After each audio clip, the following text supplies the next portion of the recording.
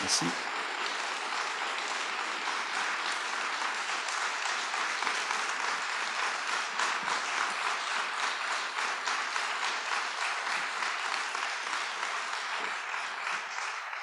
Je suis très heureux de la réaction de l'auditoire parce que c'est le sentiment que j'ai eu. J'ai vu ce film 30 fois au moins et j'avais l'émotion et de me dire, oh mon Dieu, c'est impressionnant et c'est une infime partie de ton travail. Et c'est ça qui est d'autant plus impressionnant, la variété, les domaines que tu as touchés.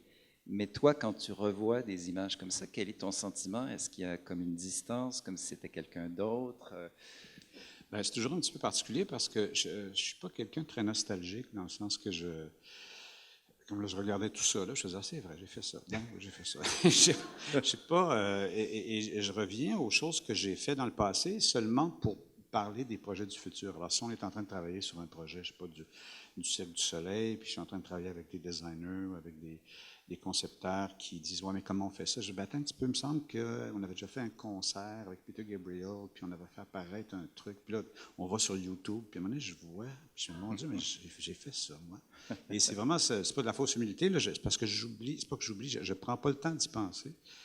Et je suis toujours très étonné parce que je suis vraiment pas quelqu'un qui surfe sur, Oui. sur ce qu'il a déjà fait. J'essaie vraiment de. Je m'intéresse toujours aux prochains projets, à où la vie puis ma carrière me fait dériver parce que je suis beaucoup plus un partisan de la dérive que de la ligne droite. Puis ça te permet sûrement d'aller plus loin à chaque fois aussi et de ne pas se contenter justement de ce qui a été fait. Et cette idée, ça frappe dès le début de ta carrière, l'idée d'objet, de machine, de transformation. On sait souvent que pour beaucoup de créateurs ou d'artistes, ça vient de l'enfance. Ou est-ce que toi, ça remonte à très loin, cette idée de travailler avec une matière? Bien, ça, c'est sûr. C'est sûr que le grand dame de mes parents, c'était que, bon, ils n'avaient pas beaucoup d'argent, je vais sortir le violon, là. On était pauvres, puis mon père m'arrachait, puis tout ça. Puis, alors, évidemment, c'était Noël qui était le jour de l'année, là, où les parents étaient très généreux. Alors, ils s'efforçaient de nous donner les jouets qu'on avait vus dans les catalogues ou qu'on avait vus à la télévision, puis tout ça. Puis, ce qui les choquait, c'est que le premier jour, tu joues avec l'objet ou le jouet qu'on t'a offert en cadeau, mais le lendemain, moi, je jouais toujours avec la boîte. Puis mon père disait, mais c'est incroyable l'argent qu'on dépense sur des jouets. Puis finalement, il s'amuse avec la poignée de porte, il s'amuse avec la boîte. Et la boîte était toujours plus intéressante pour moi que le jouet. Parce que le jouet, tu fais le tour vite. Ça fait ce que c'est supposé faire. Mais la boîte, ça fait plein de choses que c'est pas supposé faire. Puis tu peux, elle coûte pas cher, fait que tu peux jouer dedans, tu peux couper dedans, tu peux créer un monde. Ça. Ce qui fait que très jeune, moi, puis aussi, moi, la grande fête, c'était quand ma mère lavait le plancher de la cuisine. Ah bon? Puis qu'elle ramassait les chaises, puis elle les mettait dans le corridor, puis elle les mettait une derrière l'autre. Et ma soeur et moi, on faisait semblant qu'on était dans un train. Puis bon, alors, c'est vraiment quand on se met à déplacer les objets, les meubles, on utilise certaines parties de la maison, d'un appartement, pour faire autre chose, qu'on entre dans la poésie. Et moi, c'est ce qui m'a toujours intéressé. J'ai fait un spectacle qui s'appelle La face cachée de la lune, puis je me souviens qu'au départ, je voulais faire un spectacle sur la mort de ma mère. Ma mère était décédée pas longtemps avant, puis en même temps, j'avais eu une espèce de contrat avec Buzz Aldrin, qui était le deuxième homme à marcher sur la lune. Je devais faire un spectacle sur lui. Bon, alors, je n'étais pas très heureux parce que je lui ai parlé au téléphone à quelques reprises. Puis c'était un homme militaire. Hein. Les gens de la NASA, c'est des militaires. Et puis, je me sentais un petit peu pris à la gorge avec ça. Puis, je me disais, mais comment je peux réconcilier les deux projets? Puis un jour, j'ai vu comme la porte d'une laveuse industrielle qui traînait dans une ruelle. Puis là, j'ai dit, ah, mais ça, c'est extraordinaire parce que c'est à la fois une laveuse de l'andromate, puis en même temps, ben, c'est une porte pour rentrer dans une capsule. C'est vraiment toutes les allures d'une affaire pour aller dans l'espace. Alors, mais c'est ça c'est le point de départ de mon projet. Et à partir de là, c'était vraiment littéralement une porte pour rentrer dans le projet. Ce qui fait que la plupart de mes projets commencent soit par un objet comme ça qui contient tout un monde, ou que je soupçonne qui contient tout un monde, ou un espace. Alors, dans le cas de la trilogie des dragons, par exemple, c'est un parking. À Québec, il y a déjà eu un Chinatown, qui était quand même assez important pendant plusieurs années, tout ça, puis qui à un moment donné a été complètement rasé. Et moi, c'est ça, c'est une photo de la trilogie. Ben, c'est bien, on se croit à la télévision. Et ce qui fait qu'ils ont fait comme ils ont complètement défait le Chinatown, puis ils ont fait un gros parking. un gros parking, même pas pavé, là. Ils ont juste mis une cabane de parking. Puis, et ça, moi, je trouvais ça extraordinaire parce que je me disais, un parking, c'est comme un lieu un peu intemporel, hein, c'est un lieu neutre. Puis il y a de quoi faire avec un espace vide, une cabane de gardien de parking, puis quelques bornes de stationnement, puis il y a tout un univers là-dedans. Il y a ce que l'endroit était avant, c'est-à-dire le passé du Chinatown, tout ça, puis il y a ce que cet endroit-là va devenir. Alors moi, quand je commence un projet, le lieu, l'espace, les objets, les meubles qu'on va utiliser sont toujours beaucoup plus importants. C'est vraiment les déclencheurs de toute forme de dramaturgie, de toute forme de jeu. Il faut toujours nommer un espace. Une fois qu'on a nommé l'espace, on essaie de le figurer avec ce qu'on a sous la main. Et pour faire ça, il faut revenir un peu en enfance. Il faut faire un peu comme on faisait quand on était tout jeune. On fait semblant que ça, c'est un tronc d'arbre. Puis, puis on fait semblant que c'est un bateau. Un bateau. Bon, c'est ça. Ce qui fait que, et alors, ce qui fait que le côté ludique de l'enfance est toujours là, très, très tôt dans le processus. Et c'est plus tard qu'on se met à se prendre au sérieux, parce que quand les grands thèmes sortent, puis bon, une fois qu'on sait ce qu'on va dire, ce qu'on va faire.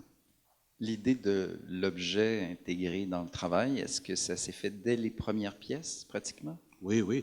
Bien, parce qu'on n'avait pas d'argent, parce qu'on n'avait pas de moyens, parce que c'est une forme de théâtre qui te permet de faire ce que tu veux. Quand tu décides qu'une boîte à souliers, tu les enlignes d'une certaine façon, puis ça fait un quartier en miniature. Alors, tout à coup, ça te donne plein de permissions. À partir du moment où tu as les moyens, tu deviens moins, pas que tu deviens moins imaginatif, mais tu as une tendance à vouloir recréer les choses telles qu'elles sont dans la vie. Et l'art ou la création artistique, souvent, c'est pas ça. C'est d'évoquer les lieux. C'est de trouver la poésie dans des choses très simples. Évidemment, ce n'est pas tous les objets qui ont le même pouvoir d'évocation. C'est sûr qu'il faut que tu tombes sur le bon objet, il faut que ton œil, tu aies l'œil assez exercé pour voir justement un bateau dans ça. Tu as senti très tôt aussi que l'objet allait raconter une histoire autant que le texte. Ça oui, aussi, c'est intéressant. Souvent plus que le texte, très souvent. Moi, le texte a pris une importance très tard dans mon travail. Alors oui, il y avait du texte parce qu'on improvisait, puis on parlait, puis on disait, dis-moi ça, puis moi te répondre ça ce soir, mais demain on changera ça, puis on le corrigera. Puis, ça n'a jamais été basé sur le texte que je faisais. Ça a pris beaucoup, beaucoup de temps avant que je m'intéresse au texte. C'est assez récent même, à part dans les cas de, quand tu montes une pièce de Shakespeare, quelque chose comme ça, mais mon travail de création, le texte a toujours été beaucoup plus du bruit que d'autres choses.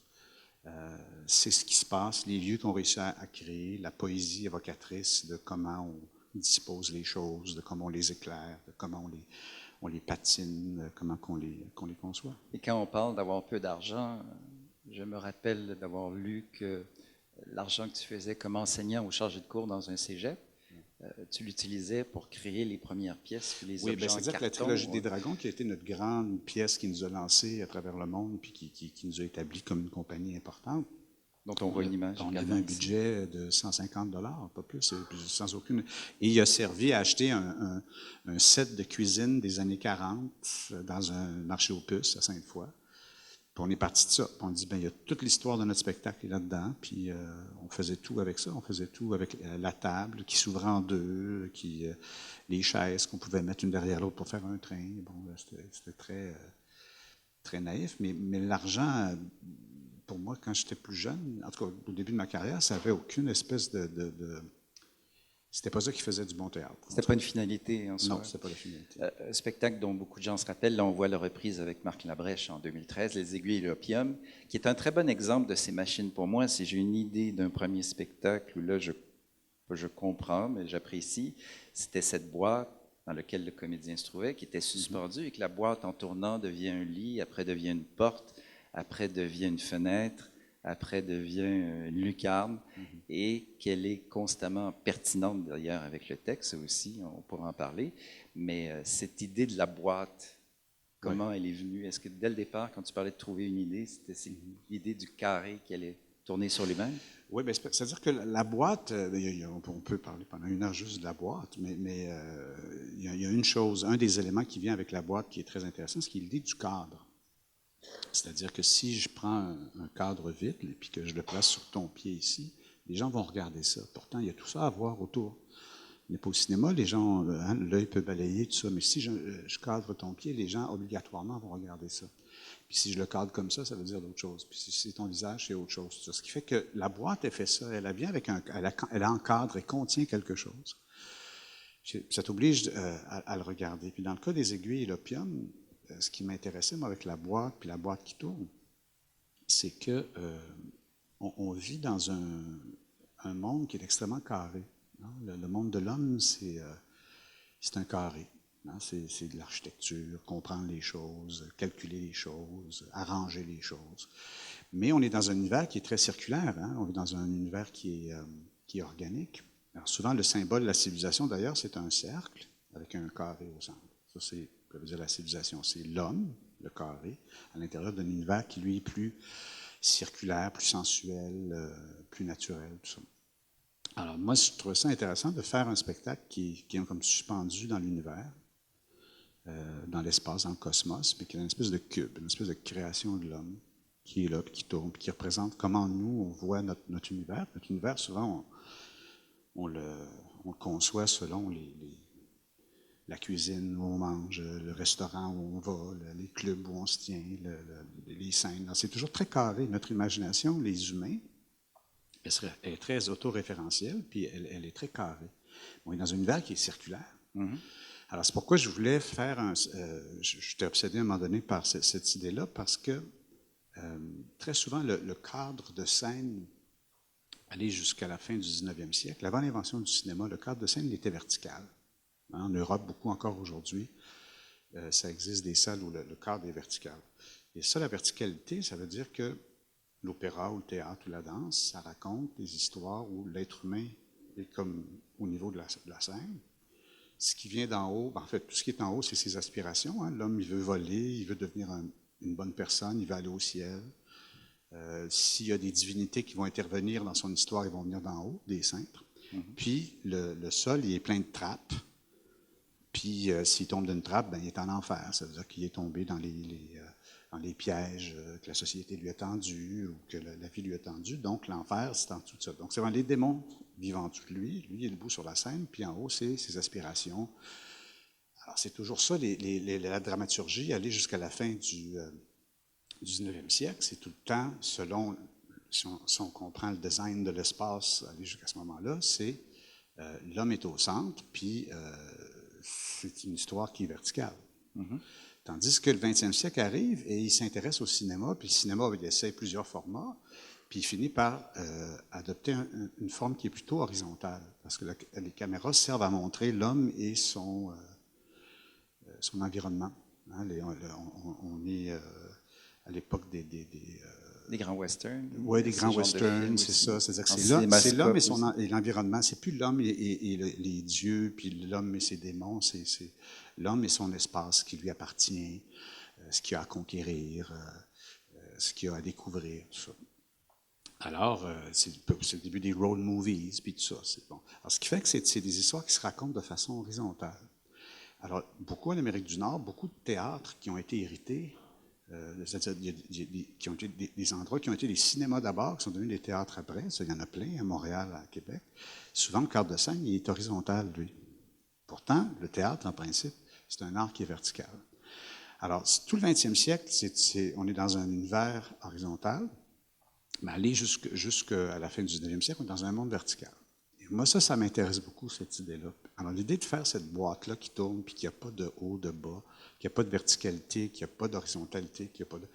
C'est comme si on entrait dans une nouvelle ère, dans l'ère où on oublie ça, mais il y a des gens qui vivent dans l'espace en ce moment, hein, qui sont sur les stations orbitales, qui voyagent peut-être pas autant qu'avant, mais bon, il y a déjà eu un temps où il y avait des programmes d'exploration de la Lune, puis il y a encore des gens qui veulent se rendre jusqu'à... Puis il va falloir y aller sur Mars, de toute façon, parce qu'à un moment donné, ça ne sera plus habitable ici. Donc, on est dans un monde... il y a une ère dans laquelle on est entré, mais que personne ne réalise vraiment, qui est une ère où il n'y a pas de haut, de bas, de gauche, de droite. Et je travaille sur un projet que je ne peux pas révéler pour l'instant, mais je travaille avec un astronaute qui s'en va dans l'espace bientôt.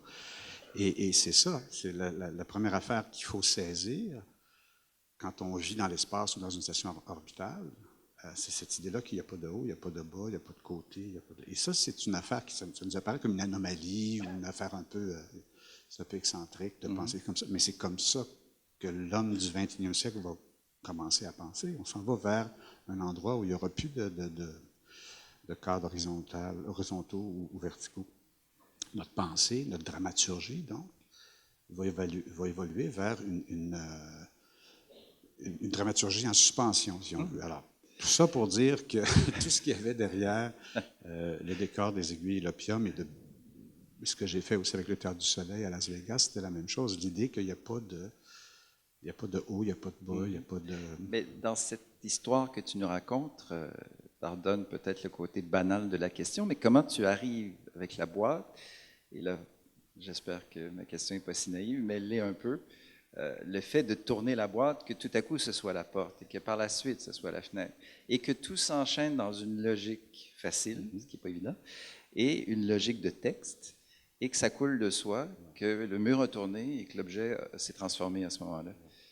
Bien, c'est-à-dire qu'il faut que l'objet que tu crées, faut qu'il se révèle à toi. Okay? C'est pas toi qui décides de toutes ces choses-là. Là. C'est-à-dire que si tu joues avec ton espace, puis tu le bouges, puis que il te met au défi, et à un moment donné, ça veut dire que si la chaise est sur le mur-là, comment tu fais pour être assis dessus? Oui. Comment tu t'y prends? Qu'est-ce que ça veut dire, surtout?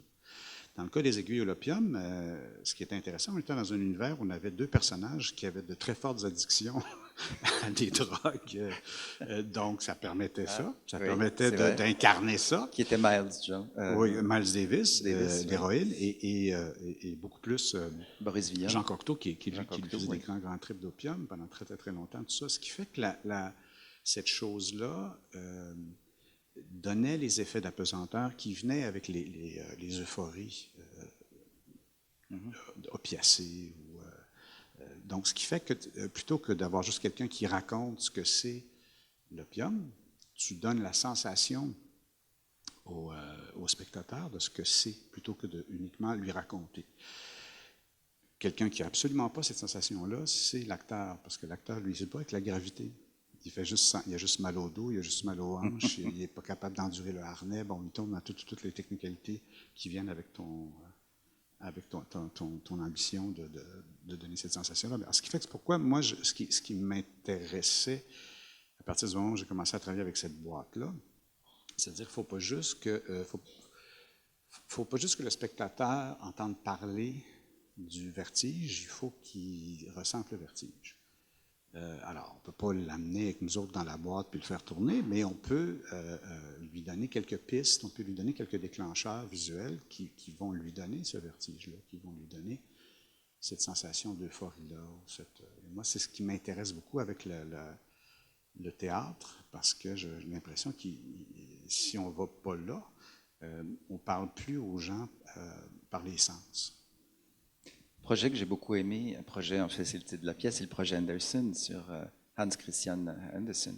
Et j'ai mis la photo parce qu'il y avait presque un lien vestimentaire, donc dans ce festival, c'était tout à fait logique, mais c'était l'idée aussi que l'objet, parce que plusieurs de tes spectacles sont solos, était un personnage lui-même, pas nécessairement un mannequin, c'est évident parce que ça l'est. Oui, bien, c'est-à-dire que ça, d'ailleurs, quand je travaillais sur la trilogie du Dragon, il y avait cette chose-là, on avait des scènes où ça se passait dans un magasin de chaussures, puis il y avait que des... Je vais enlever mes souliers un peu secondes. Alors ça, vous mettez ça sur scène, là. Mettez ça comme ça.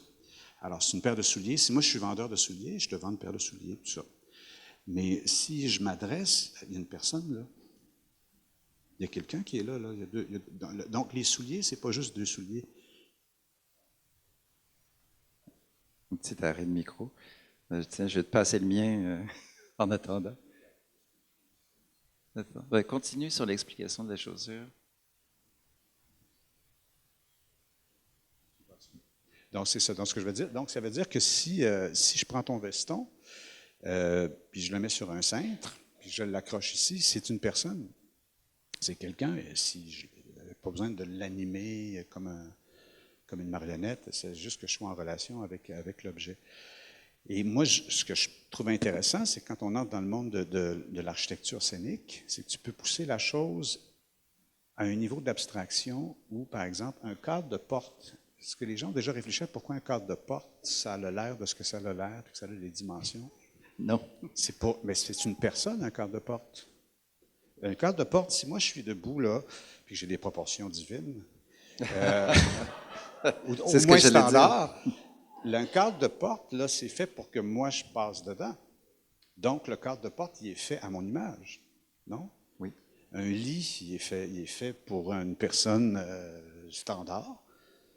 Alors, si je peux décider que le matelas, c'est une personne ou qu'il y a quelqu'un couché sur le matelas. Alors, c'est pour ça que moi, ça, c'est la chose au niveau de comment on conceptualise. Bon, tu m'en remettre mes souliers, je me sens complètement ridicule. Ils vont dire, est-ce que c'est vraiment un festival de mode et d'élégance? Surtout mes MBT, là.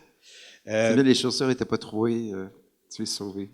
Il n'y a pas de trou dans les chaussettes, pardon. Ouais, c'est ça. Mais c'est ça. Mais je ne sais pas si tu suis mon raisonnement, c'est-à-dire Oui. que l'humain, il est dans ce qu'on conçoit. OK, alors c'est sûr que pourquoi on en vient à ce qu'une paire de lunettes, ça soit ça. OK. Bon, excusez-moi, là. L'argent écossais, là. Ah, c'est là le prochain projet, c'est en Écosse. Alors, si vous regardez ça, là, peut-être que ça ne vous intéresse pas ce que je raconte, mais en tout cas, bon, ça ici, là, c'est fait pour que, bon, ça représente bon. Donc ça, si vous mettez ça dans un boîtier, la forme du boîtier, c'est fait pour épouser ça. Alors, aujourd'hui, un écran, le grand standard universel, c'est exactement une boîte à lunettes. C'est fait pour épouser les deux yeux de quelqu'un qui regarde un film. Alors, avant d'en arriver là, ça a la forme d'un timbre-poste. Ensuite, ça devient un petit peu plus large. À un moment donné, ils font du cinémascope, que c'est beaucoup trop grand. Mais tout le monde finit par trouver un standard, à un moment donné, qui est ce standard, qui est le même rapport que nos yeux. Alors, moi, ça, à chaque fois que j'approche la scénographie, je me dis, l'humain, il est dans toutes ces choses-là. Il est dans la forme des choses, dans les objets que l'humain porte ou qu'il a inventé pour être une extension de l'humain. Donc, tu peux faire si tu n'as pas beaucoup d'argent, tu peux faire un spectacle solo avec bien du monde. Est-ce que ce sens de l'observation, tu l'as toujours eu comme ça, d'observer les objets autour de toi? Oui, oui, parce que les objets m'ont toujours intéressé, m'ont toujours parlé, m'ont toujours... mon Dieu, c'est mélo ce que je veux dire, mais quand j'étais jeune et seul dans ma chambre et attristé et déprimé, les objets, c'était mes complices. Et quand je parle de mes objets, c'était pas uniquement mes jouets, c'était tout ce qui est... Et ce sont ces choses-là qui reviennent dans mes spectacles plus tard, parce qu'ils sont remplis de sens, parce qu'ils sont... Ce qui est intéressant aussi, c'est que tu as été capable également, parce que certaines personnes se rappellent peut-être tes succès à la Ligue nationale d'improvisation, où là, il n'y avait aucun objet, où tu arrivais très bien à raconter une histoire, simplement par le mouvement. Et je trouve ça très intéressant d'avoir été capable de faire les deux, finalement, de carrément t'envoyer sur une scène, on te donne un thème, de le développer, et par la suite de développer ces machines impressionnantes. Les deux restent en équilibre constamment. Oui, mais ceci dit, la Ligue nationale d'improvisation avait quand même un décorum. Oui. Un décorum très important. C'est pas vrai de dire, on ferait une impro tous les deux là.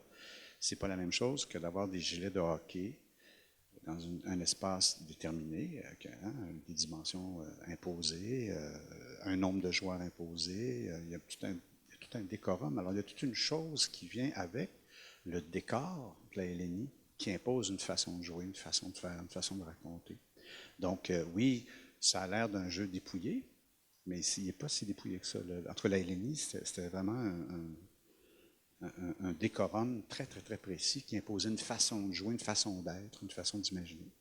Et derrière un spectacle comme celui-là, seul en scène, mais derrière toi, il y a une machine, il y a des gens qui actionnent tout ça. Et là, c'est une mécanique intéressante, qui est comment l'objet va évoluer et bouger en créant la facilité, parce que souvent, ce n'est pas un système électrique, au contraire, c'est des gens qui vont tirer des cordes. Très souvent, oui, c'est ça. Les gens pensent souvent que les spectacles que je fais sont très high-tech. Oui, il y a de la technologie, oui, c'est vrai, il y a de l'ingénierie, il y a tout ça, mais ce n'est pas si high-tech que ça. C'est souvent très low-tech, mais c'est tech. Mais c'est souvent très low-tech et beaucoup des choses qu'on fait ne sont pas motorisées, ne sont pas sont manipulées. Ce qui fait que les techniciens qui travaillent sur nos spectacles, souvent, sont presque des marionnettistes. Parce que le rythme à laquelle il faut qu'un panneau rentre. Alors oui, il y a de la technique, de la technologie, des choses qui sont projetées, tout ça, mais il y a aussi des meubles qui se placent tout seuls, il y a des choses il y a une magie qui opère, qui n'est pas électromagnétique ou programmée, ou qui est des fois juste du jus de bras, avec quelqu'un habillé en noir, puis un petit peu de fumée, puis qui pousse l'affaire. Alors, il y a beaucoup, beaucoup de choses comme ça. Et comment éviter de ne pas tomber dans le gadget? Ce qui doit être très tentant parfois quand il y a un nouvel il faut objet. tomber dans le gadget aussi. C'est-à-dire que tu ne peux pas... c'est une drôle d'affaire. L'idéal, c'est de pouvoir utiliser tous ces outils-là, tous ces objets-là d'une façon sobre, d'une façon simple, toujours avec... que toutes ces choses-là soient au service du propos. Absolument, ça c'est le show idéal. Mais ça ne commence pas là. Ça commence par un paquet de bébelles, puis hey, on joue-tu avec ça, on fait-tu quelque chose avec ça? Puis là, tu fais, puis c'est quoi ce nouveau gadget-là? Ah, c'est le fun que ça fait. Ah, regarde, tu vois, ça fait ça. Là. Ça commence par ça. Alors, c'est juste qu'on se donne le temps et qu'on joue, puis qu'à un moment donné, les béquilles tombent et on finit par éliminer les choses qui sont insignifiantes, qui ne sont pas porteuses de messages, qui ne sont pas au service du propos. Puis à un moment donné, mais tu gardes juste. La simplicité, c'est la chose la plus difficile à atteindre. Moi, ça me fait toujours rire quand je travaille sur des spectacles avec des gens, des équipes, et j'entends toujours la première chose que j'entends, c'est toujours « Hey, là, on fait ça simple, là, cette fois-ci.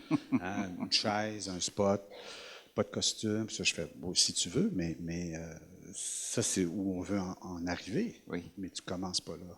Tu ne commences jamais comme ça. » Et c'est Chopin qui... La dernière chose que Chopin a écrit s'appelait « La dernière chose ». Il ne savait pas qu'il allait mourir. Faites attention quand vous titrez vos...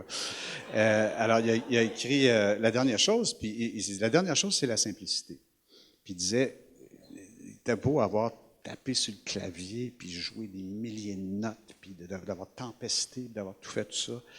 À la fin, la simplicité apparaît dans toute sa beauté, dans toute sa candeur, dans toute sa... Puis il dit, ça, tu ne peux pas commencer là.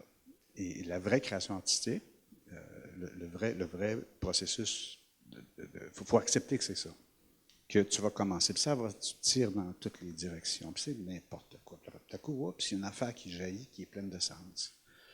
Il y a un personnage que tu joues ou une idée de concept que tu as trouvé qui est un puits sans fond, tellement c'est riche, tellement c'est... Mais il faut que tu t'en essayes, les affaires. Tu en essaies des paires de souliers. Faut que tu comprends-tu? Et les gens, on est dans une culture, beaucoup au Québec, où il faut que les choses soient écrites d'avance, prévues d'avance, budgétées d'avance. On va faire ça, puis ça va donner ça. Bien, tu es bien chanceux si tu sais ça, parce que moi, j'ai aucune espèce d'idée que ça va donner ça. Au contraire, on va faire une chose, puis ça va nous amener à un endroit où on ne pensait jamais aller, et c'est là qu'il faut aller. Donc, apprendre à épurer, en fait, c'est un peu, moi j'ai mémorisé cette pensée d'un cinéaste qui tournait beaucoup de très longues séquences et en montage, il dit, je n'ai jamais l'impression de sacrifier quand je coupe. Le monteur, il pleure parce que c'est une séquence avec 1000 figurants, on a tourné ça, ça a pris une semaine à tourner, s'il faut la couper, il la coupe. C'est un peu ça que vous faites aussi, d'éliminer, d'épurer. Moins cher qu'au cinéma. Une salle de répétition de théâtre, c'est pas mal, c'est pas mal moins onéreux qu'un plateau de Stanley Kubrick là, avec des costumes d'époque. Mais en même temps, savoir couper sans se sacrifier. Ouais. Là, je me fais un peu un cadeau aussi, à plusieurs raisons, mais c'est très significatif cette photo, parce que si on se remet dans le contexte, c'est le spectacle Léon Agata, spectacle fait dans lequel il y avait beaucoup de danse avec la danseuse étoile de l'Opéra de Paris, Sylvie Guilhem, et Russell Maliphant, grand danseur britannique avec lequel tu as travaillé. Et chose formidable, les photos, les costumes étaient d'Alexander McQueen, ce qui est assez formidable. Peu de gens s'en rappellent ou le savent. La photo de Léda Saint-Jacques pour le magazine Dress to Kill que tu avais accepté de faire a demandé une coordination parce qu'il fallait placer ce costume. Ça te prenait je ne sais pas combien de temps, la perruque et tout, parce que tu fais Catherine II de Russie là-dedans. Et photo qui a remporté plusieurs prix également, donc on en est très fiers, mais surtout la symbolique parce qu'on apprenait que c'était le dernier projet du vivant d'Alexander McQueen. Quelques mois plus tard, il mourait. Parle-moi un peu de ces circonstances qui ont fait que tu Ouais. t'es retrouvé avec... Ben, c'est-à-dire que Sylvie Guilhem, bon, c'est pas mal la plus grande danseuse du 20e siècle. Là. Ça a été quand même une danseuse étoile très importante. Et Alexander McQueen avait accepté de faire les costumes du spectacle pour l'habiller elle. C'était c'est le fantasme de plusieurs concepteurs Oui, pour d'habiller une danseuse, c'est souvent un fantasme mais aussi aussi, de... oui, puis aussi, je pense, le défi d'essayer des choses, parce qu'il y a une chose aussi qui était extraordinaire avec Alexander McQueen, c'est qu'on lui montrait des vidéos, par exemple, il avait fait un prototype pour une robe, bon, mettons la robe qu'on voit là, et on faisait jouer comment nous on bouge avec, et ça, il aimait ça beaucoup, puis c'est une des raisons pourquoi il voulait faire ça, c'est qu'il aimait voir son travail en mouvement, pas qu'une parade de mode mise en scène extravagante. Il n'y a pas de mouvement, au contraire, mais je pense souvent les créateurs de mode aiment voir leur création faire autre chose qu'être montré, on s'assure qu'on montre toutes les facettes et tout ça. Ils aiment voir, ils aiment quand leur travail passe à une quatrième ou une cinquième dimension. Et ça, c'est par le jeu, c'est par le mouvement, la danse, par la rencontre avec d'autres disciplines, tout ça. Et c'était vraiment ça qui l'intéressait, Alexander McQueen. Et je me souviens, il disait, j'en ai des frissons. Tu sais, il regardait ça, puis c'était pas très bon ce qu'on faisait. Puis moi, j'avais 50 ans, c'est la première fois que je dansais, puis c'était épouvantable. Mais il était, c'est ce qu'il voulait. Alors, sa première intention, c'était d'habiller Sylvie. Puis ensuite, c'était justement de participer à quelque chose qui allait faire autre chose avec son travail créatif, tout ça. Et je me souvien que ça a été une rencontre extraordinaire. Quand on rencontre des génies, on s'en souvient. Puis ça, vraiment, là, je me souviens qu'il coupait les costumes sur nous, là. Et il était à côté de moi, puis il coupait ça sur moi. Puis je le regardais travailler, je le regardais penser, je le regardais... il racontait toujours que lui, c'est de profil qu'il travaillait. Il dit, si tu as la coupe parfaite de profil, tu n'es pas obligé même de te mettre devant puis de regarder tout ça. Puis il travaillait toujours de profil. Et il pinait des milliers il agrafait des milliers d'épingles, comme ça, très, très, très, très vite. Il collait toutes sortes de trucs, tout ça. Puis il n'aimait pas ça. Puis là, il lançait les épingles comme ça. Et c'était dans son ancien atelier, parce que son nouvel atelier à Londres, il est décédé, je pense, avant même d'emménager dedans. Ils avaient commencé à aménager du stock, mais il n'en a jamais vraiment profité. Mais dans son ancien atelier à Londres, c'était une très, très vieille grange ou écurie, je ne me souviens plus, qui avait été récupérée. Puis il y avait des planches de bois avec des espèces de craques, et c'était rempli d'aiguilles, rempli d'épingles. C'était fou. Il fallait faire attention où on marchait. Et à la fin de la journée, il y avait une femme qui arrivait avec une espèce d'électroaimant, puis elle ramassait toutes les épingles dans le studio comme ça. Puis elle avait passé la journée à piner des affaires, à paragrapher des affaires, puis elle lançait comme ça. Et c'était extraordinaire. Et ça m'a, mais je ne sais pas si tous les grands créateurs travaillent comme ça, mais ça m'avait fait, en tout cas, il travaillait à sa manière, il avait sa façon à lui d'approcher les choses, et ça donnait une œuvre qui était complètement personnelle. Il y avait toute une équipe autour de lui qui finissait les choses, qui connaissait assez son langage pour pouvoir finir les différentes pièces sur lesquelles il travaillait. Et il travaillait aussi sur 3-4 collections à ce moment-là. C'était fou, là, tout ce qu'il produisait, tout ça. Très nerveux, quelqu'un de très, très nerveux, mais très sincère, très allumable. Ça, c'était évidemment un grand chagrin quand on a appris son décès 4 ou 5 mois plus tard. Puis on sent qu'il s'était investi dans ce projet et même investi à la fois totalement s'effacer devant le projet, d'ailleurs vêtements qui étaient souvent blancs. Donc c'est presque le retour à la toile du créateur et se retirer. Mais je ne sais pas si tu as vu, c'est comme la dernière collection qu'il avait fait avec, ça ressemble à des anges, c'est comme des anges sales. C'est vrai. Comme expliquer, tout est blanc, mais tu as l'impression de loin que c'est comme des vêtements qui sont sales, puis tu t'approches, puis c'est des plumes. Oui. Et tout ça, il était un petit peu dans cette lancée-là. Et comme je dis, il s'intéressait beaucoup au mouvement.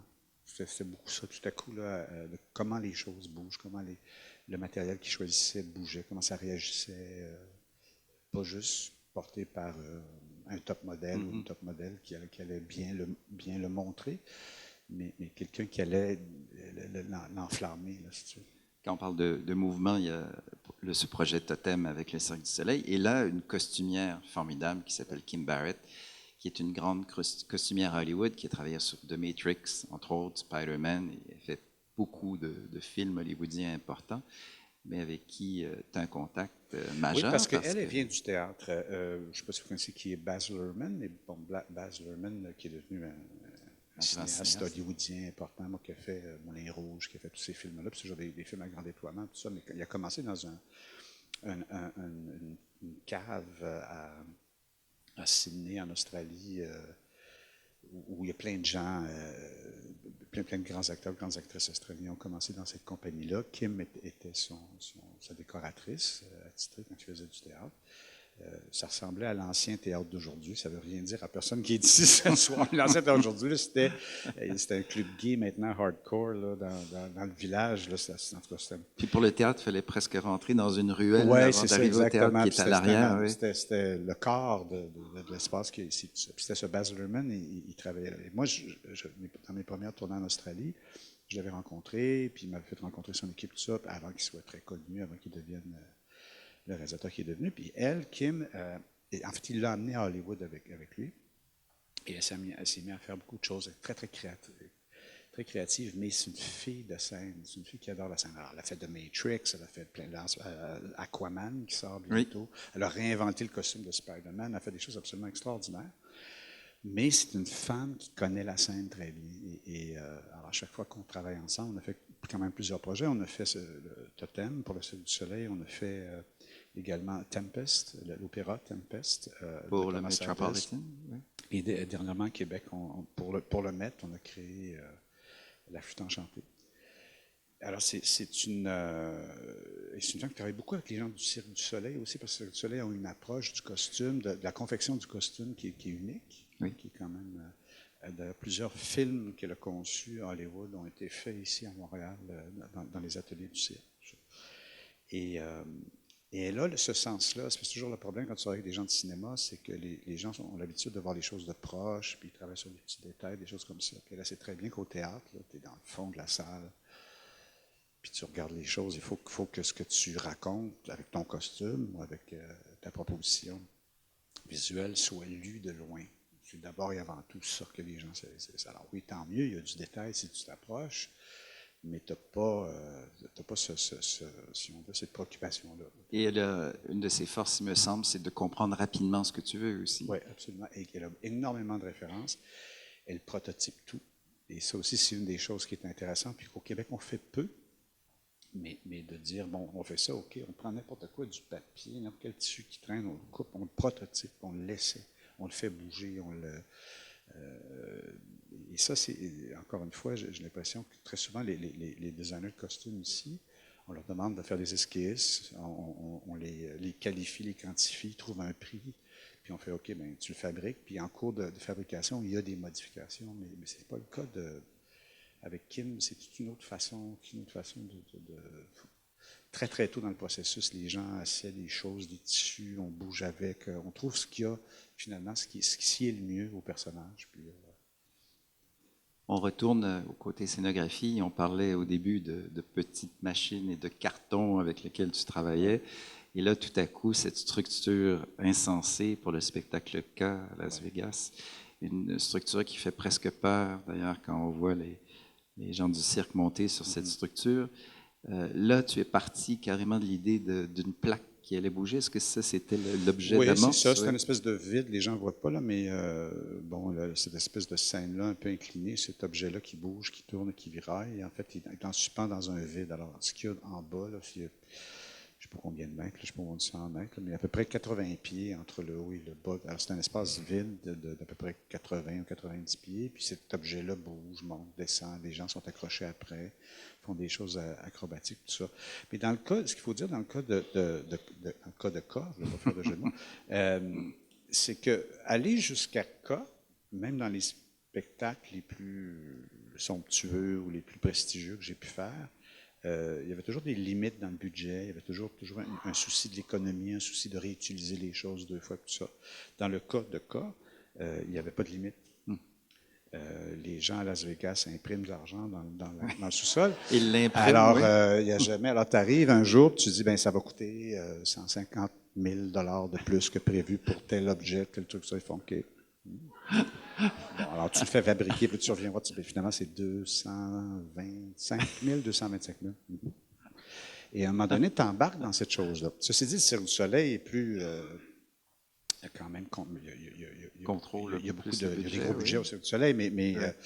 donner l'exemple, ce spectacle-là devait coûter 70 000 $. Le Cirque du Soleil en mettait 70 000, pardon, 70 millions, Oui. voilà. 30 millions venaient du Cirque du Soleil, puis le 40 millions venaient de les gens de Vegas. Et avec le Cirque du Soleil, on a dépassé d'1 million. Donc, ça a coûté 31 millions. Et ça a coûté en tout, là, 260 quelques millions. Donc, ça veut dire que les autres, là, je ne sais pas comment ils ont fait, là, mais ça a coûté 6 fois ce que ça devait coûter. Puis, c'était pas toujours de notre faute, là. Mais c'est ça. Et à un moment donné, il n'y a comme pas de... Et c'est la première fois que j'étais confronté à ça. Aller jusqu'à K. Vraiment, là, on était toujours, ça, tu ne peux pas, c'est trop cher, il faut que tu coupes. Mais là, tu ne peux plus avoir d'hydraulique là-dessus. OK, bon, on va le faire à l'Italie. C'était toujours ça. Mais tu arrives à Las Vegas, là, puis tu ne te fais jamais dire non. Alors, moi, là, en tant que créateur, là, je trouvais ça dur, là. J'avais donné nous une limite à quelque part, que tu te sens comme une plante grimpante, mais qu'il n'y a rien pour s'accrocher après. Tu sais, t'es dans le vide comme ça, puis tu n'as pas de tes idées ballottent, puis flottent dans les airs, puis ça peut être n'importe quoi. Pourquoi pas ça? Pourquoi pas ça? Tu sais. Alors, à un moment donné, il faut que tu fasses semblant que tu as des limites. Il faut que tu te fasses. Puis, à un moment donné, tu réussis à produire ce que tu as à produire. Mais c'est la première fois que j'étais confronté à une chose comme ça. Et ça fait presque peur, j'imagine, à un moment donné Oui, aussi. c'est un vertige terrible. C'est terrible. Non, mais les gens... Non, mais c'est vrai. C'était épouvantable. J'ai envie de dire vive la contrainte, finalement. Mais vive la contrainte, c'est vrai, vive la contrainte. Puis évidemment, les contraintes varient, et puis tout ça au fur et à mesure bon, on ne peut pas faire semblant à un moment donné que tu n'as pas les moyens de faire une chose ou une autre, mais bon. Autre projet très grand aussi avec le Metropolitan Opera, de t'attaquer au ring de Wagner. Gigantesque opéra à tous les niveaux, et à chaque fois, on va regarder justement une séquence qu'on a vue au début, mais on va en revoir d'autres, parce que là, quand l'idée de cet objet qui va se transformer, qui devient l'élément de l'histoire, c'est un travail, j'imagine, et je sais, de recherche énorme avant de le faire, et aussi par la suite de conception. On va en regarder un extrait.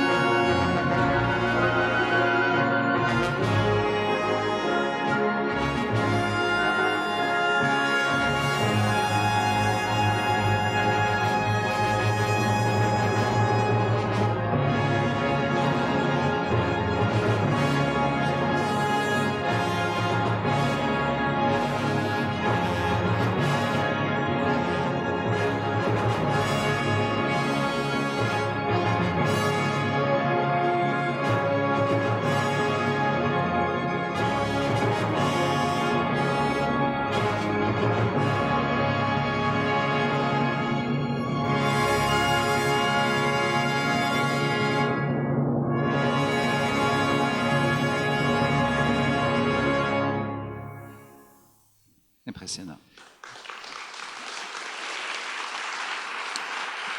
En fait, ce qu'il faut savoir, ça c'était Das Rheingold, c'est-à-dire que c'est juste une des 4 parties du ring, qui est avec le maestro qu'on avait, qui était James Levine. Alors, je lui étais rendu, ça durait 16h20, dans tout et partout. Quand ça pouvait en durer 14, mais enfin, ça durait 16 heures. Le concept de base de ça, c'était tout simplement que quand les gens arrivaient au Met, les rideaux étaient ouverts, tout ça, et que les gens soient devant un plateau qui ressemble à des planches, il y avait 24 immenses, ça ressemble à des madriers, là, comme si c'était une scène classique d'opéra, un petit peu inclinée, 24 planches, et voilà, c'est ça le spectacle. Et on fait tout avec ces 24 planches-là. Sauf que les 24 planches en question étaient toutes montées sur une espèce de colonne vertébrale qui les tenait tous ensemble, puis c'était de l'hydraulique, puis c'était toutes les machineries les plus high-tech de l'époque, avec la vidéo interactive, avec tout ce qu'on pouvait trouver, tout ça, qui faisait monter ça, tordre ça, spiraler ça, ça partait dans tous les sens, ça faisait plein de choses. Mais c'était toujours fait avec les mêmes 24 planches. Et c'est sûr que c'était un peu, l'idée de ça aussi, c'était d'essayer de répondre à des demandes ou des rêves, des fantasmes que Wagner avait eus sur son propre cycle cycle du Ring, c'est-à-dire que lui il avait une espèce de vision de ce que ça devait être et tout ça, bien avant le cinéma. Il avait pensé à plein de choses bien avant la machinerie de théâtre qui existe aujourd'hui, les possibilités des technologies qui existent aujourd'hui. Il avait fantasmé, puis il avait réussi quand même à créer quelque chose d'assez exceptionnel pour l'époque. Oui. Mais il y avait des notes partout, il y avait des dessins de tout ce qu'il voulait faire qui est absolument impossible parce que ça défiait la gravité, parce qu'il n'y avait pas d'imagerie qui pouvait tout à coup interagir avec on parle quand même le dernier tiers du 19e siècle. Et alors l'idée, c'est d'essayer de les fouiller dans ce que lui aurait fait aujourd'hui ou ce qu'il aurait voulu qu'on fasse. C'est un peu ça l'affaire. Ce qui fait qu'on on a travaillé, on a bûché. C'était un projet qui a duré 5 ans quand même. C'était 5 ans à produire parce que, bon, il faut savoir, le ring, juste ce petit bout-là, c'est une affaire qui dure 3h30, pas d'entracte, mais Siegfried, qui fait partie du cycle, ça dure 4 heures. Toute la dernière partie, c'est 5 heures d'opéra. C'est énorme. Ce sont Mais il y a, heureusement, à l'opéra, une grande ouverture à tout ce qui est moderne, contemporain, expérimental. Il y a énormément de permissions qu'on ne trouve pas des fois au théâtre, qu'on ne trouve pas au cinéma. Il faut dire ça. Alors, évidemment, on a toujours l'impression que l'opéra, c'est un lieu très ringard, strict, sérieux. Ça, et ça l'est aussi, il y a ça aussi, c'est sûr. Sauf que au niveau du design, c'est l'endroit où il y a le plus de latitude, le plus de liberté. Honnêtement, plus que bien les endroits où j'ai pu travailler. Les gens veulent renouveler le répertoire, les gens veulent attirer de nouveaux publics. À New York, surtout au Met, ça se veut le carrefour de tout ce qui se fait d'intéressant à New York. Alors, c'est sûr que ça veut intéresser d'autres gens que des gens méga riches de 85 ans qui s'endorment pendant ils veulent la jeunesse, mais pas juste parce qu'il faut renouveler le public. Ils veulent des ingénieurs, ils veulent des architectes, ils veulent des cinéastes, ils veulent que tous ces gens-là viennent et célèbrent les événements lyriques qui présentent, même si ce sont des œuvres souvent qui datent de quelques siècles. Mais c'est un lieu où il y a énormément de permissions et tout ça. Et c'est un peu une contradiction parce que le public, lui, il n'est pas nécessairement libéral à ce niveau-là. En tout cas, je fais beaucoup d'opéra, je travaille beaucoup au Met, mais dans ce cas-là, vraiment, il y a des gens, des rangées complètes de gens qui sont assis avec la partition sur les genoux, qui ne regardent pas, qui ne veulent pas savoir ce que tu fais, qui tournent les pages, puis là, ils entendent un bruit. Puis ils font, le décor grince. Ils disent, ben oui, c'est une grosse machine de 3000 tonnes. C'est ça. Ah non. C'est pas là. Tu dis, ben alors viens pas. Ou jette le disque. mais viens pas. Et ça, c'est toujours le grand problème de tout le monde qui essaie de faire des choses à l'opéra, c'est qu'il y a une lutte constante Oui. entre le public, qui souvent a le cash pour payer l'affaire, et aussi, il y a toute la jeunesse aussi qui est dans la salle. Ben oui. Il y a des gens qui sont intéressés, qui sont excités. Tu faisais, oui, j'allais dire, tu faisais trembler les colonnes du temple un peu. Ben, un peu, c'est sûr. Puis il y avait des choses qui étaient moins réussies que d'autres. Des fois, j'étais d'accord avec la critique.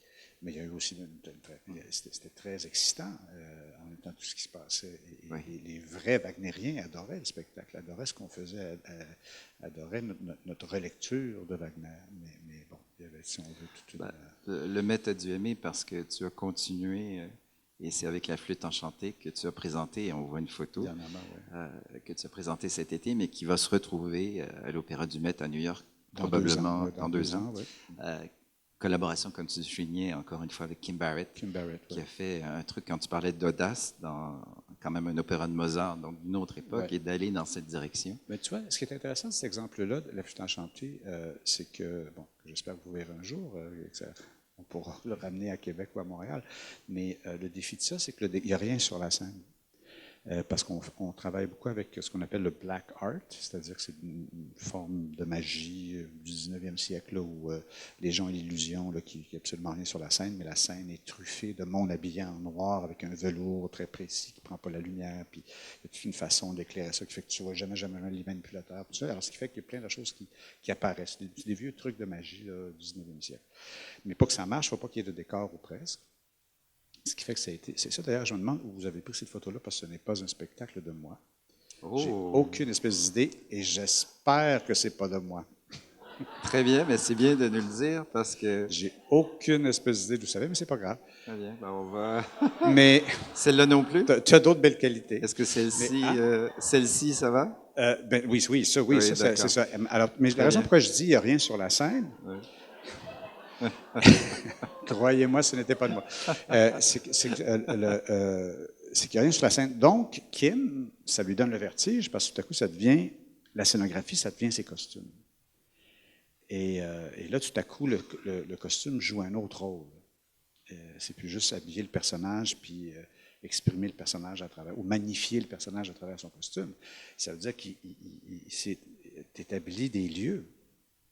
Dépendant, bon, comment le cœur est habillé, les couleurs, les textures, tout ça. Et ça, plus que bien des gens que je connais, Kim est vraiment, elle comprend ça. Elle fait, OK, attends un petit peu, il n'y a absolument rien sur un immense plateau. Dans le cas du Met, là, dans une salle de 4500 places, là, puis le personnage y rentre, il faut qu'il soit vu et il faut qu'il meuble tout ça. Alors, c'est toujours une étroite collaboration parce qu'elle sait qu'on ne peut pas placer le costume ou le personnage n'importe où aussi sur la scène. Il y a toute une façon d'approcher ça, puis de cadrer ça, justement. Alors, c'est toujours un défi énorme pour, dans un contexte où il n'y a presque rien sur la scène. Le concepteur ou la conceptrice des costumes. Et on termine, on passe rapidement. Ça, c'est toi, j'imagine. Je te reconnais, là, ça va. Ça, je l'assume. Et on ferme la boucle un peu avec 887, spectacle très personnel. Et je trouvais formidable de terminer avec ça, bon, parce que le spectacle va être également repris au Théâtre du Nouveau Monde cet automne, mais aussi parce que c'est le retour aux racines. Et quand on parlait du début de l'enfance, de ces boîtes de carton à Noël avec lesquelles tu travaillais, et là, de retrouver l'appartement où tu vivais, les rues de Québec, ton père, le taxi, tout cet univers est totalement intime, mais que tu as partagé dans une pièce qui est encore magique parce que chaque objet a sa raison d'être, encore une fois. Et comme tu vois, c'est un peu comme je vous disais tout à l'heure pour la trilogie des dragons, c'est-à-dire que le spectacle est complètement inexistant, il n'y a pas de texte, il n'y a absolument rien. Le seul truc, c'est on fait, je trouve du carton, puis on crée. J'essaie de recréer ce building-là, où j'ai habité quand j'étais dans les années 60, là, pendant une dizaine d'années. Et je sais que là-dedans, il y a un spectacle. Alors, je crée ça et je me mets en relation avec, puis je bouge dedans, puis je l'ouvre, puis je crée les ouvertures. Puis, tout ça. Puis à un moment donné, le spectacle s'écrit. Mais il part d'abord et avant tout d'un décor, il part d'un lieu que je soupçonne et plein d'émotions, plein d'idées, plein de poésie. Je soupçonne que ça, je ne partirai pas d'un autre point de départ, mais c'est mais les gens ont cette espèce d'image-là toujours que, bon, je suis assis chez nous, puis là, j'écris. Vraiment pas, là. C'est toujours in situ. Bon, on crée ça, qu'est-ce qu'on fait, comment on éclaire ça, comment on fait pour... Puis dans le cas de 887, ce qui est intéressant, c'est comme si c'était un spectacle beaucoup sur la mémoire. À un moment donné, j'étais allé à... Tu m'arrêtes, là, c'est pas intéressant parce que je ne veux pas que ce soit trop long non plus. Pour l'instant, c'est que, à un moment donné, j'étais au Japon, j'étais à Osaka. Puis à Osaka, il y a un musée extraordinaire qui est le musée d'anthropologie de la ville d'Osaka, qui est un building de 8 étages. Et tu prends l'ascenseur et ça commence au 8e étage. Tu vas au 8e étage et c'est une espèce d'espace vide avec une espèce de maquette. Et la maquette, l'échelle de la maquette est tellement petite que tu as de la misère à comprendre. Et c'est sur ce que Osaka avait l'air à une époque où il y a très, très peu d'indices de ce que c'était. C'est tellement loin, c'est tellement... bon, voilà, c'était ça, Osaka. Il y a un petit village qui était là, il y avait des montagnes, tout ça. Là, tu descends d'un étage, et là, tout à coup, l'échelle a augmenté, parce que là, il y a plus d'artefacts, il y a plus de traces de ce qu'a été Osaka à l'époque. Et là, tout à coup, tu es à une échelle où les affaires sont plus concrètes, sont plus déchiffrables, sont plus lisibles, sont plus... Et là, tu descends à un autre étage, et là, l'échelle a encore monté. Et ça monte tout le temps, tout le temps, tout le temps, tout le temps. Et plus c'est proche de notre époque, plus l'échelle monte. Et ça m'avait fait, c'est une métaphore extraordinaire, ça, pour la mémoire. C'est-à-dire que la mémoire, souvent, des fois, on pense à quelque chose, puis c'est tellement loin, puis c'est tellement pas sûr, puis c'est tellement ce qu'on m'a raconté, puis c'est vrai, ce qu'on m'a raconté, tout ça, que c'est l'échelle de ce souvenir-là, il est tout petit, tout petit. Tandis qu'une affaire qui est vraiment une mémoire immédiate, une affaire, on serait ici, on raconte ce qui se passe ici, bien, on est échelle 1-1. Mais ce qui fait que quand j'ai fait ça, je me suis dit, ça va être important de faire un spectacle où il y a des échelles différentes. Puis des fois, l'échelle, il y a des souvenirs qui sont, où l'échelle est démesurée. Il y a des fois où c'est presque pas perceptible, tu n'es pas sûr, tu as juste une idée générale de ce qu'est le souvenir. Tout ça. Ça fait que ça a été beaucoup la ligne directrice là, du design de tout ça. Et là, on termine sur cette image extraite également du spectacle, parce que j'imaginais que c'était toi vers l'avenir, vers le ciel et vers les étoiles. Ouais, en fait c'est un synapse. Ce que je raconte à ce moment-là, je parle de l'Alzheimer. Alors si c'est mon avenir... c'est un petit peu... c'est une belle image poétique. Puis, en France, il fait les posters de tout ça, c'est ça. Oui. Je fais toujours non, il ne faut pas. J'explique les trous noirs, comment ça se forme, comment les synapses... On va te souhaiter que les synapses continuent de bien fonctionner. Ne me dessèche pas. Oui. Merci beaucoup, mesdames et messieurs. C'était Robert Lepage. Et merci beaucoup.